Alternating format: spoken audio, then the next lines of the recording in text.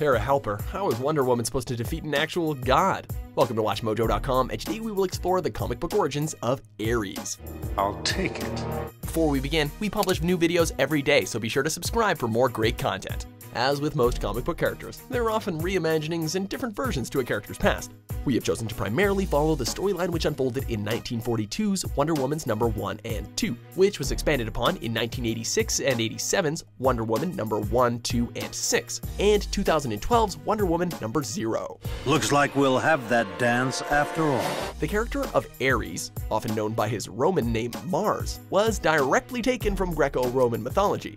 He's the god of war, so has the powers of a god, which makes him difficult to fight and damn near impossible to destroy. Just ask Wonder Woman. As a figure from myth, he doesn't really have an origin per se, so this video will focus on how he became part of Wonder Woman's rogues gallery.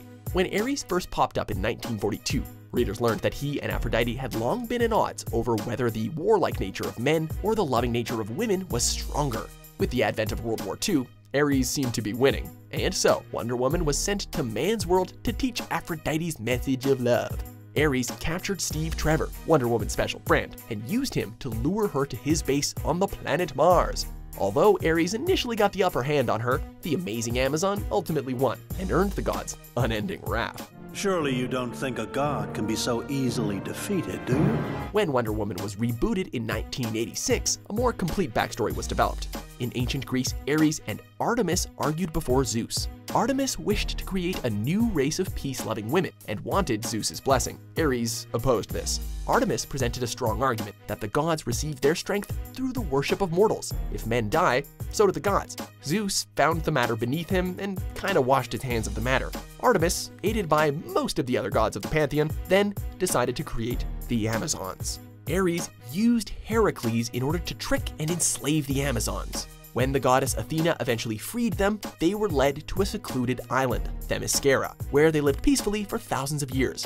Eventually, Queen Hippolyte created a child out of clay, which 6 of the gods and goddesses brought to life and blessed with exceptional powers. This child was Diana, who would eventually become Wonder Woman. In the modern era, an oracle told Hippolyte that Ares had gone mad. His strength had increased exponentially due to some new mysterious power in man's world. If he could not be stopped, then the gods themselves and the entire world would be destroyed. Thus, Diana was chosen to leave Themyscira in order to fight Ares. But before this could happen, Ares hatched his own plot. Ares controlled human underlings with a lust for power and war. He used one to send the peace-loving Air Force pilot Steve Trevor on a mission to bomb and destroy Themyscira.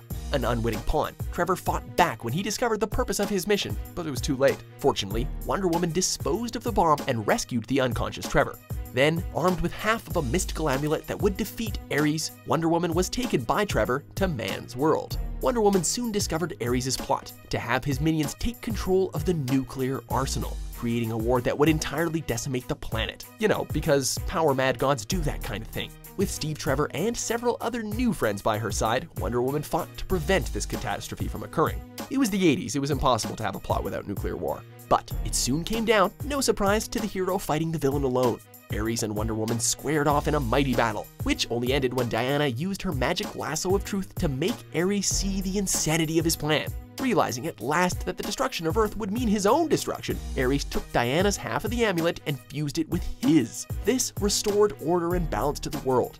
Ares then promised to stop taking an active role in the affairs of man, and left Diana to save humanity from its baser impulses. Ares came back, of course, but it wasn't until the New 52 reboot that a truly new version showed up. In this retelling, Ares is simply named War. He adopted the young Diana as his protege, teaching her the ways of a warrior. One of War's rules was that a person should show no mercy to one's opponents, but Diana could not follow this rule. Seeing this, War ceases to be her mentor and abandons her, along with his secret ambition that Diana should someday become his replacement as the god of war.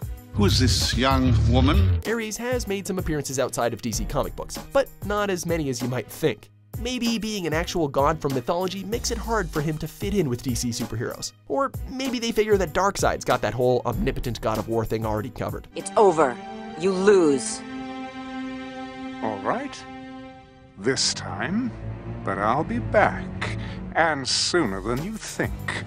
Do you agree with our picks? Check out these other great clips from WatchMojo and subscribe for new videos every day.